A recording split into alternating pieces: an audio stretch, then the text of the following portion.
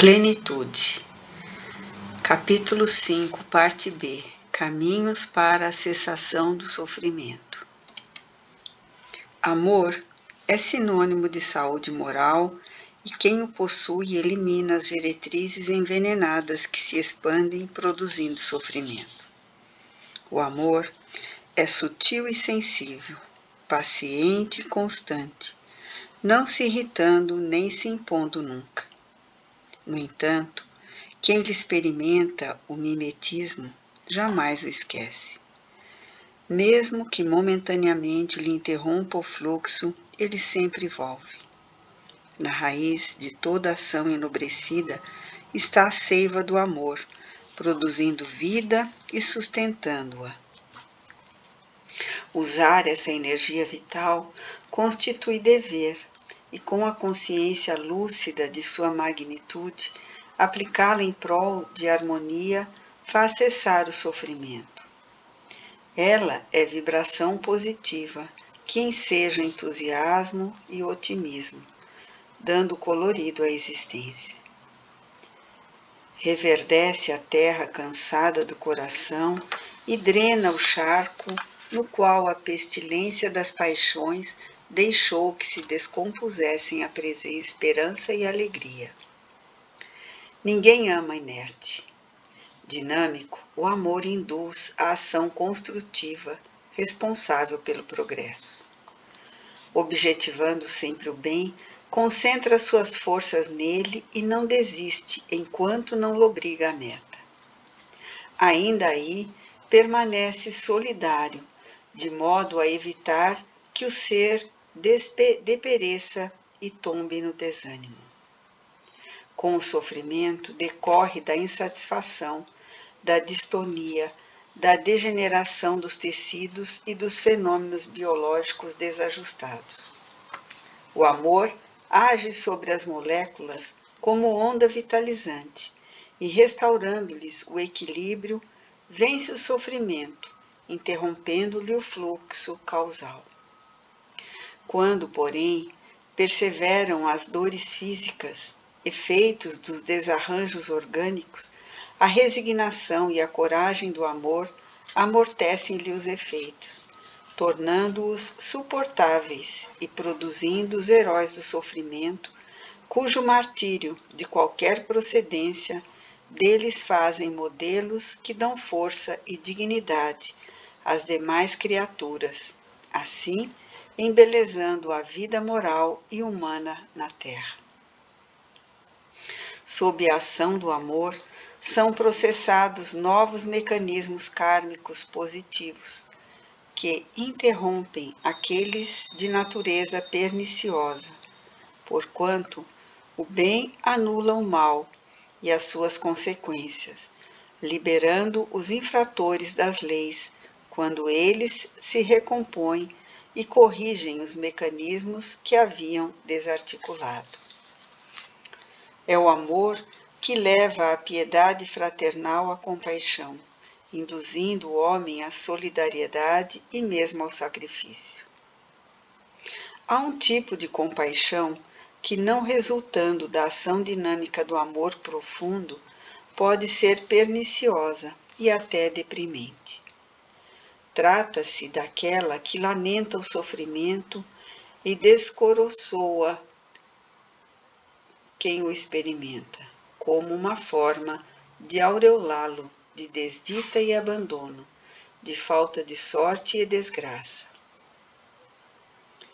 Essa atitude transparece e resulta de uma ótica equivocada sobre sofrimento, deixando a perspectiva de que o mesmo é punição arbitrária, injusta, perturbadora. A compaixão junta-se ao companheirismo, que comparte dos sentimentos alheios, sem enfraquecer-lhe as resistências morais, incitando o indivíduo à perseverança nos ideais e postulados relevantes que o impulsionam ao incessante avanço sem possibilidade de retrocesso. Compaixão pelo bem, fruto do amor, o ser age adequadamente, mudando a estrutura do sofrimento, do qual o cinzel da ternura arranca as asperezas e anfractuosidades. Esse sentimento é semelhante à suavidade do luar em noite escura, espraiando luz tênue e confortadora sobre a paisagem. Faculta uma visão propiciadora de ações úteis, onde predominavam as sombras do desalento, do medo e do desespero em crescimento. A paixão pelo serviço de elevação irradia piedade construtiva, que estimula a beneficência e dá calor à filantropia, aureolando-a de vigor fraternal, graças ao qual os sentimentos solidários expressam o amor em sua multiface. A ausência de compaixão envilece o homem e a falta de paixão pelo bem torna o ser revel, quando não o mantém apenas na indiferença mórbida, qual o observador mumificado diante dos acontecimentos do cotidiano. O serviço do bem, com a correspondente paixão de sustentá-lo, transforma-se em caridade, que plenifica aquele que recebe o socorro e quem o propicia. Enseja a ação de dupla via, a satisfação que faculta àquele a quem é dirigida e a que retorna como resposta interior da consciência tranquila pela emoção experimentada. A vida sempre responde de acordo com a maneira como é inquirida. A cada ação resulta uma equivalente reação, desencadeando sucessivos efeitos que se tornam consequências desta última, por sua vez geradora de novos resultados. Para que seja interrompido o ciclo, quando pernicioso, a compaixão por si mesmo e pelo próximo induz o homem a ações construtivas, nas quais se instalam os mecanismos que desencadeiam resultados favoráveis ao progresso. Assim, interrompendo a onda propiciadora de sofrimento. A paixão de Cristo por todas as criaturas é um estímulo constante a que se compadeçam os indivíduos uns pelos outros, sustentando-se nas dores e dificuldades, jamais piorando as suas necessidades ou afligindo-se mais através dos instintos agressivos, por acaso prevalecentes em sua natureza animal. É de vital importância a compaixão no comportamento humano. Ela conduz à análise a respeito da fragilidade da existência corporal e de todos os engodos que a disfarçam. Sendo a ilusão um fator responsável por incontáveis sofrimentos, a compaixão desnuda. Porque se fantasia a existência terrena com quimeras e sonhos, a realidade, desfazendo essa imagem infantil, leva ao sofrimento todos aqueles que, imaturos, confiaram em demasia na transitoriedade das formas e da apresentação física, das promessas de afeto imorredouro e da fidelidade perpétua, de alegria sem tristeza e meio-dia sem crepúsculo no fim da jornada. Assim, a morte da ilusão fere aqueles que lhe confiaram a existência, entregando-se-lhe sem reserva, sem precaução. A ilusão é, pois, anestésico para o espírito. Certamente, algo de fantasia emoldura a vida e dá-lhe estímulo. Entretanto, firmar-se nos alicerces frágeis da ilusão, buscando aí construir o futuro, é pretender trabalhar sobre areia movediça, ou solo pantanoso coberto por água, tranquila apenas na superfície. Há quem postergue a realidade, evitando-a para não sofrer. E existem aqueles que pretendem apoiar-se no realismo rude, que não passa muitas vezes de outra forma errônea de ilusão. A consciência da realidade resulta da observância dos acontecimentos diários, da transitoriedade do chamado mundo objetivo e de uma análise tranquila e lúcida a respeito do que é verdadeiro em relação ao aparente, do essencial ao secundário e sucessivamente. A compaixão por si mesmo, amor a si próprio, faculta a visão realista, sem agressão dos objetivos da existência terrena, impulsionando a compaixão pelo seu irmão, amor ao próximo, solidarizando-se com a sua luta e dando-lhe a mão amiga, a fim de sustentá-lo ou erguê-lo para que prossiga na marcha. Essa atitude, em vez de produzir uma postura pessimista, cética, amargurada, resultante da morte da ilusão, alenta e engrandece, dando sentido e significado a todos os acontecimentos. Por isso, a compaixão se torna fator que faz cessar os sofrimentos, como resultado natural dos outros passos, partindo da emoção para a ação. Apresenta-se, então, no painel do comportamento, a necessidade de agir com inteireza, com abnegação, transformando os propósitos mantidos em realização enobrecedora. Todas as experiências humanas constituem formas de amadurecimento da criatura.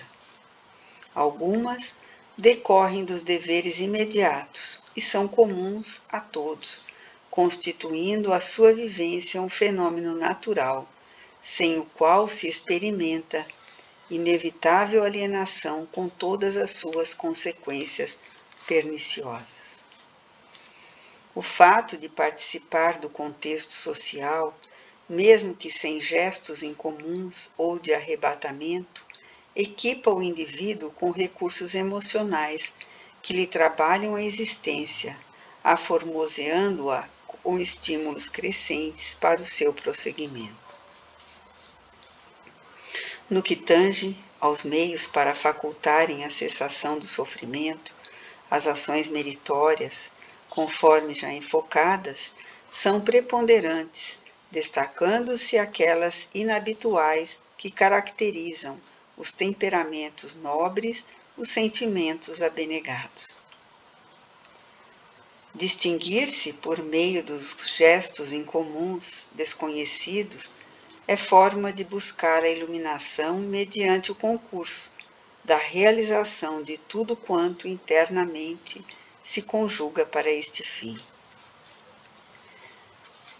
Quem acumula um tesouro tem em mente aplicá-lo em finalidades específicas. Se portador de sabedoria, pensa em multiplicá-lo ao tempo em que o investe, escolhendo os empreendimentos mais rentáveis, seja do ponto de vista econômico, assim como de retribuição emocional. Com essa atitude, promove o progresso, gera oportunidades de serviço e dignifica as vidas que antes estavam sob a ameaça do desespero e da inutilidade.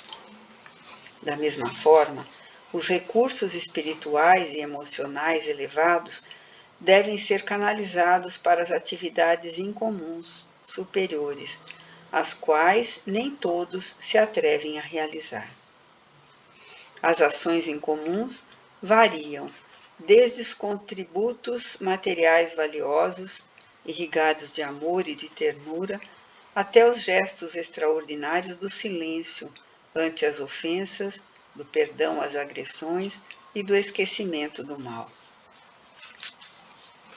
Todo aquele que dilui as forças negativas que teimam por obstruir-lhe o avanço, utilizando-se do detergente do amor, evita contaminar-se e, se já visitado por elas, liberta-se, fazendo com isso que cessem as causas e desapareçam os sofrimentos.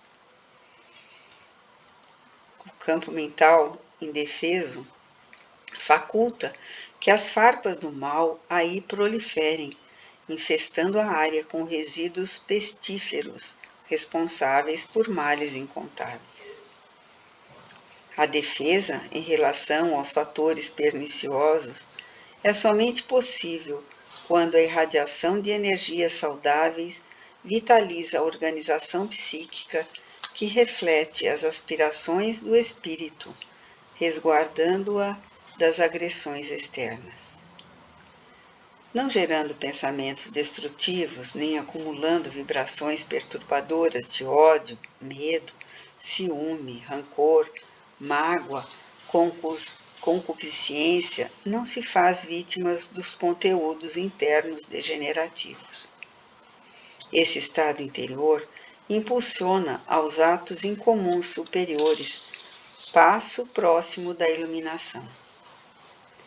Somente iluminando-se, o homem supera todas as dores, erradicando-lhe as causas, resguarda-se de agressões destrutivas. A iluminação resulta do esforço da busca íntima do ser profundo, opção de sabedoria que é, em relação ao ego, que prevalece no mapeamento das aspirações humanas mais imediatas, portadoras de distúrbios vitais e fragorosas derrotas na luta, que é a breve existência corporal.